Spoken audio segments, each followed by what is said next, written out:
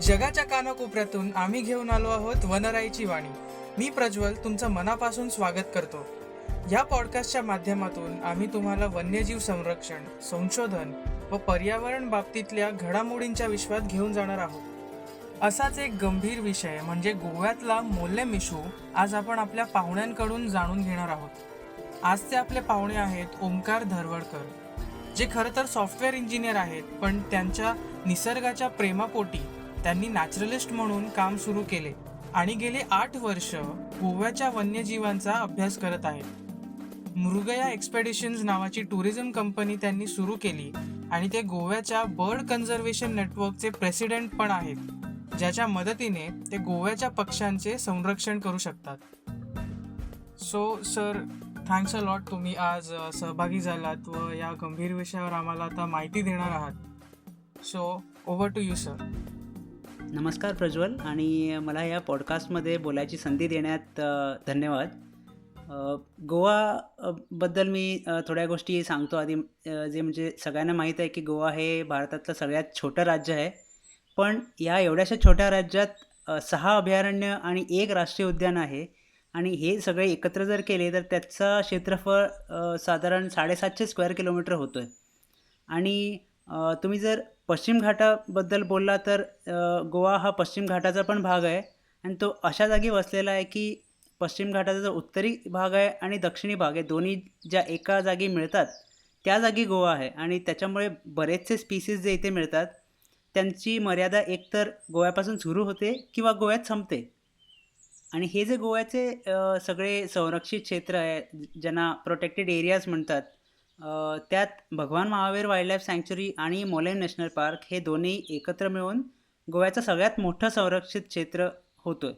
आणि इथल्या बाकी जे अभयारण्य आहेत, जसं की म्हादई, नेत्रावळी आणि कोतीगाव आणि बोंडला पण, हे सगळे एकत्र मिळून एक मोठा संरक्षित क्षेत्र बनतो. आणि तसंच कर्नाटकामधलं जे काली टायगर रिझर्व आहे ते आणि इथले जे संरक्षित क्षेत्र, इथले प्रोटेक्टेड एरियाज हे एकत्र होऊन एक मोठा टायगर कॉरिडॉर बनवतो. आणि कदाचित या एरियामधला हा सगळ्यात मोठा टायगर कॉरिडॉर असावा. आणि हे जे मोलेचं अभयारण्य आणि राष्ट्रीय उद्यान आहे, याच्यात जवळजवळ हजारांनी वेगळ्या प्रजाती आहेत, पक्ष्यांच्या, फुलपाखरांच्या, सस्तन प्राणी किंवा सरपटणारे प्राणी धरा. आणि त्यातले शेकडो स्पीसीस, शेकडो प्रजाती ज्या आहेत त्या फक्त पश्चिम घाटात मिळणारे आहेत, ज्यांना एंडेमिक स्पीसीस असं म्हणतात, जे जगात आणखी कुठेही सापडत नाही. आणि इथली ही जी एवढी सगळी जैवविविधता आहे, जी नॅचरल हेरिटेज आहे आमची, त्याला कशापासून धोका आहे ते म्हणजे आता गोव्यात जे 3 मेजर प्रोजेक्ट्स प्रपोज केलेले आहेत, जे म्हणजे नवीन ट्रान्समिशन लाईन 400 किलोवोल्टची, जो हायवे आहे जो अनमोडपासून पणजीला जातो आणि जो अनमोड ते मोले ह्या भागात, ह्या अभयारण्यामधनं जातो, त्याचं रुंदीकरण. आणि जो रेल्वे ट्रॅक आहे जो कॅसल रॉकपासून कुळेला जातो किंवा तिथनं पुढे वास्कोला पण जातो, त्याचं दुपदरीकरण करण्यात यायचं आहे. आणि याच्यापासून हे जी जंगलं आहे तिथे आणि इथली जी जैवविविधता आहे त्याला धोका होण्याची खूप शक्यता आहे.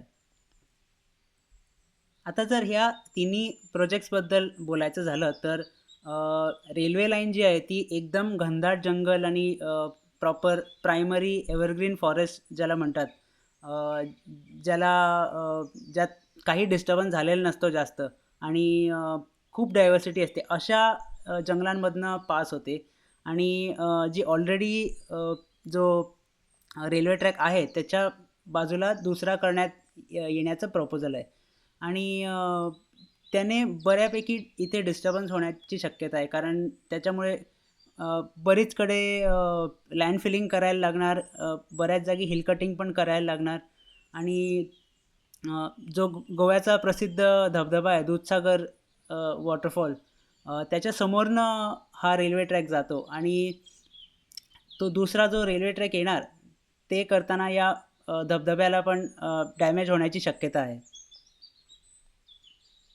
तसेच ऑलरेडी या ट्रॅकवरती बिबटे किंवा अस्वलं गवे हे सिंगल ट्रॅक असतानासुद्धा त्याच्यावरती रोडकिल झालेले आहे आणि 2 ट्रॅक झाल्यानंतर या जनावरांना किती त्रास होईल याचं ते सांगता येत नाही आणि त्याचा अभ्यास पण व्यवस्थित झालेला नाही. सो जे EIS केले त्याच्यात बऱ्यापैकी फॉल्ट्स सापडतात. आता 2 रेल्वे ट्रॅक झाल्यानंतर तिथे ट्रेन्सची पण फ्रिक्वेन्सी वाढणार, गुड्स ट्रेन पण जास्ती वाढणार आणि याच्यामुळे कितीसा जनावरांना त्रास होईल हे बऱ्यापैकी जाणून येतं आणि कोणी म्हणू शकतो की एक सिंगल ट्रॅक क्रॉस करायला जेवढा त्रास होतो त्याच्यापेक्षा बराच जास्त त्रास जनावरांना 2 ट्रॅक क्रॉस करण्यात येणार आहे. तसंच जर आपण जी नवीन ट्रान्समिशन लाईन जाते 400 किलो व्होल्टची ती एका नॅचरल हेरिटेज साईटकडनं जाते. जे म्हणजे तांबडी सुर्लाचं देऊळ आहे, महादेवाचं देऊळ जे 12व्या ते 13व्या शतकातलं आहे. कदम काळातलं एकमेव देऊळ जे गोव्यात आहे. त्याच्या खूप जवळनं ही ट्रान्समिशन लाईन जाते आणि त्याच्या जे काही तिथे कन्स्ट्रक्शन होणार आहे और जे काही डॅमेज होणार आहे त्याने ह्या हिस्टॉरिकल मॉन्युमेंटला पण डॅमेज होण्याची शक्यता आहे आणि ते जे जंगल आहे ते पण एकदम खूप डायव्हर्स आहे. जी लाईन त्यांनी जो रूट मार्क केलेला आहे ट्रान्समिशन लाईन घालायला तो म्हणजे तांबडी सुर्ला या एरियामध्ये जी नदी आहे, रगाडा नदी म्हणतात त्याला, त्याच्या कडेने त्यांनी काढलेला आहे आणि याचं मेन कारण म्हणजे त्यांनी असा ट्रॅक निवडला आहे जिथे झाडं कमी असतील. सो नदीच्या वरती झाडं कमी असतात, सो त्यांनी नदीच्या काठावरचा ट्रॅक निवडलेला आहे ही लाईन घालायला आणि नदीच्या बाजूला जर जे काही बांधकाम येणार आहे किंवा जे टावर्स इरेक्ट केले जाणार किंवा जे झाडं मारली जाणार, सो त्याच्यामुळे या नदीवर काय इफेक्ट होणार याचा अभ्यास केलेला नाही कोणी आणि हे मी नक्की सांगू शकतो की जेव्हा हे कन्स्ट्रक्शन चालू असताना जे पावसात हे सगळं सिल्ट जी सगळी माती काढली जाणार ती या नदीत डिपॉझिट होण्याची खूप शक्यता आहे. ज्याच्यामुळे नदी ही पेरेनियल आहे, वर्षभर वाहते. ती लवकर सुकण्याची पण शक्यता आहे, ज्याच्यामुळे इथली जनावरं जी उन्हाळ्यात बाकी कुठे पाणी नसतं तेव्हा या नदीचं पाणी पितात आणि इथली जी लोकं या नदीच्या खालच्या भागात जी लोकं राहतात ते लोकं ह्या नदीवरती खूप डिपेंडंट आहेत. सो त्यांची शेती, त्यांची बागायती, त्यांची प्लांटेशन्स जी आहे, इवन त्यांचे जे लाईव्हस्टॉक, गुरं, ही सगळं जनावरं वगैरे त्यांची या नदीवरती खूप डिपेंडंट आहे आणि ही जर लवकर सुकली तर त्यांना याचा खूप त्रास होणार आहे. आणि रस्त्याचं बद्दल बोलायला गेलं तर हा जो एन्व्हायर्नमेंट इम्पॅक्ट असेसमेंट रस्त्यासाठी केलेला आहे तो कदाचित सगळ्यात अंडर एस्टिमेटेड इम्पॅक्ट असेसमेंट केला असं म्हणू शकतो आणि तो खूप सबस्टँडर्ड आहे. हे एवढं कोणीही सांगू शकतो की अनमोड घाटापासून पणजी हा त्यांनी EIA केलेला आहे, जो साधारण एक 60-70 किलोमीटरचा स्ट्रेच आहे. त्याच्यात फक्त एक पक्षाची नोंद केलेली झाली आहे. सो एकच पक्षी मिळू शकतो एवढ्या स्ट्रेचमध्ये, हे मला तरी वाटत नाही की कोणीही बिलीव्ह करू शकणार आणि असा EIA त्यांनी एक्सेप्ट करून हे प्रोजेक्ट्सना क्लिअरन्स दिलेला आहे. सो हे डेफिनेटली या प्रोजेक्ट्सना जे EIS किंवा BIS केलेले आहेत ते बऱ्यापैकी फॉल्टी आहे आणि हे फॉल्ट्स आणि हे जे त्यांचे शॉर्टकमिंग्स आहेत ते आम्ही बऱ्याचशा गव्हर्नमेंट ऑफिशियल्स याच्यासाठी खूप रिप्रेझेंटेशन्स केले गेले आहेत. सायंटिस्ट, अकॅडमिशियन्स, ॲडव्होकेट्स, मग स्टुडंट्स, टीचर्स, टुरिझम ऑपरेटर्स या सगळ्यांनी भारताचे एन्व्हायरमेंट आणि forest minister Shri Javadekar, central empowered committee, regional empowered committee आणि इथला state government plus national board for wildlife यांना सगळ्यांना रिप्रेझेंटेशन्स दिलेली आहेत, पत्र पाठवलेली आहेत. हे जे फॉल्ट्स आहेत ते सगळे लिस्ट डाऊन करून आणि या प्रोजेक्ट्सचं काय इल इफेक्ट्स होऊ शकतात लोकांच्या हेल्थवरती किंवा जनावरांच्या हॅबिटॅटवरती, ज्याच्यामुळे ही आपली जैवविविधता इथे आहे ती नष्ट होण्याची खूप शक्यता आहे. त्याच्यामुळे हे सगळे रिप्रेझेंटेशन्स पाठवले गेले आहेत, पण अजून त्याच्यावरती काय रिप्लाय किंवा त्याच्यावरती काय ॲक्शन आम्हाला दिसत नाही आहे. आणि ह्या 3 प्रोजेक्टसाठी जवळजवळ 70,000 झाडं मारली जाणार आहे आणि जो ट्रान्समिशन लाईन आहे त्याच्यासाठी हे कुठेच व्यवस्थित क्लिअरली सांगितलेलं नाही की किती झाडं मारली जाणार. काही वेळा गव्हर्नमेंट म्हणतो की 1,000, काही वेळा म्हणतो 3,000, काही वेळा म्हणतो 13,000. पण स्टेट वाईल्डलाईफ बोर्डच्या मिनिट्समध्ये त्यांनी मेन्शन केलं आहे की फक्त 1,000 झाडं मारली जाणार आणि फक्त जिथे टावर उभे करणार तिथेच फक्त झाडं मारली गेली जाणार. पण हे अ, कोणी समजू शकत नाही की हे सगळे टावर्स तिथे एवढे मोठे टावर्स उभे करायला जे सगळं इक्विपमेंट आणि मशिनरी जे काय लागणार तिथे काम करायला, ते कसे नेणार तिकडे? सो त्याच्यासाठी रस्ते करायला तर नक्कीच लागणार आणि रस्ते करायला लागणार तर तिथे केवढी झाडं मारली जाणार हे कुठे त्यांनी व्यवस्थित सांगितलेलं नाही आहे. आणि जो ट्रान्समिशन लाईनचा EIA आहे तो आता काही दिवसापूर्वी ऑनलाईन आलेला आहे. त्याच्यापूर्वी हा पब्लिकसाठी ॲक्सेसिबल नव्हता. ज्याच्यावरती म्हणजे त्यांनी काय सर्व्हे केला आहे आणि काय रेकमेंडेशन सांगितले ते कोणाला बघायला मिळत नव्हतं. आता लोकांनी सोशल मीडियावर आणि प्रत्यक्षात ऑन ग्राउंड प्रोटेस्ट केल्यानंतर स्टेट गव्हर्नमेंटने हा जो बायोडायव्हर्सिटी इम्पॅक्ट असेसमेंट केला आहे तो ऑनलाईन घातलेला आहे.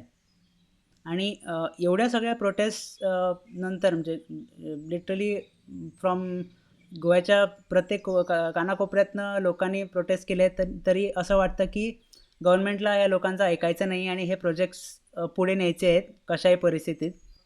सगळ्यात महत्त्वाची गोष्ट म्हणजे गव्हर्नमेंट आपल्याला हे सांगू शकत नाही की याचा लोकांना काय फायदा होणार. ते एवढंच म्हणतात की लोकांना फायदा होणार, पण एस्पेशली काही आठवड्यांपूर्वी गोव्याचा जो पॉवर मिनिस्टर आहे त्याचं आणि फे डिसूजा यांचं इंटरव्ह्यू झालेला यूट्यूबवरती. तिथे त्यांनी पण आमच्या पॉवर मिनिस्टरला प्रश्न विचारलेले की हे काय फायदे आहेत या प्रोजेक्टचे. तर त्यांनी स्पष्ट म्हटलेलं की ते सध्या सांगू शकत नाही की या प्रोजेक्टचे गोव्याच्या लोकांना काय फायदे आहेत. तर जेव्हा स्वतः गव्हर्नमेंट क्लिअर नाही की फायदे काय होणार आहे तर हे प्रोजेक्ट्स कशाला म्हणून ते पुढे ढकलतात हे समजून घेणं खूप कठीण आहे आम्हाला. आणि आम्हाला हे पण जाणून घेणं खूप महत्त्वाचं आहे की या जंगलांमध्ये बरेचसे शेड्यूल वन ॲनिमल्स, बरेचसे एंडेंजर्ड थ्रेटन्ड जनावरं जसं की आपला पट्टेरी वाघ, खवल्या मांजर ज्याला इंडियन पँगोलिन म्हणतात, स्मॉल क्लॉड ऑटर्स, मग भारतातले मोठ्यात मोठे पक्षी असे ग्रेट हॉर्नबिल, त्याच्यानंतर इवन बिबटे वाघ आणि बरेचशी अशी threatened endangered schedule one species जनावरं या जंगलांमध्ये सापडतात. आणि इथे जे काही डिस्टर्बन्स होईल त्याने त्यांच्यावर काय परिणाम होईल हे आम्ही आमच्या रिप्रेझेंटेशन्स किंवा जे पत्र लिहिले त्याच्यात सांगून दिलेलं आहे गव्हर्नमेंटला.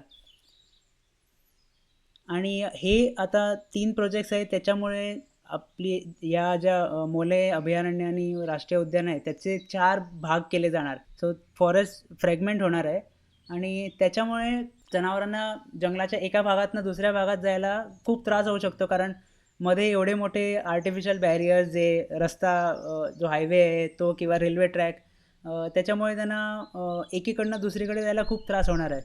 आणि याच्यामुळे ते जवळच्या गावांमध्ये येऊन तिथे मॅन ॲनिमल कॉन्फ्लिक्ट होण्याची खूप शक्यता आहे. या गोष्टी लक्षात घेणं खूप गरजेचं आहे की जनावरांवरती किंवा आणि तिथे राहणाऱ्या लोकांवरती याचा काय इफेक्ट होणार. आणि सगळे जी लोकं या प्रोजेक्ट्सना अपोज करतात ते हे पण म्हणतात की जर गव्हर्नमेंट काय फायदे आहेत ते सांगू शकत नाही तरी पण हे प्रोजेक्ट्स पुढे घेऊन जायचं निश्चय घेतला आहे त्यांनी, तर हे फक्त काही लोकांच्या किंवा काही इंडस्ट्रीच्या फायद्यासाठी असावे असं दिसून येतं. सगळ्यात महत्त्वाची गोष्ट हे आम्ही परत परत सरकारला सांगतो ते म्हणजे हे तिन्ही प्रोजेक्ट्स खूप जवळ आहेत. सो या तिन्ही प्रोजेक्ट्सचं एकत्र एक क्युम्युलेटिव्ह असेसमेंट करावा, म्हणजे की या प्रोजेक्ट्समुळे टोटल केवढा इम्पॅक्ट होणार आहे या अभयारण्यावर आणि या इथे राहणाऱ्या लोकांवरती हे जाणून घेणं खूप गरजेचं आहे. आणि त्याच्यामुळे हे तिन्ही प्रोजेक्ट एक सिंगल प्रोजेक्ट असल्यासारखं धरून त्याचा इम्पॅक्ट असेसमेंट करावा. हे परत परत आम्ही सांगितलेलं आहे, पण अजून तरी ते कोणाच्या कानावर पडत नाही आहे. गोवा हे आता खूप लोकांचा भारतभर किंवा इवन भारताच्या बाहेरच्या बऱ्याचशा लोकांचा हे एक प्रिफर्ड वेकेशनिंगची जागा आहे. हॉलिडेज किंवा सुट्ट्या स्पेंड करायला लोकं गोव्यात येतात.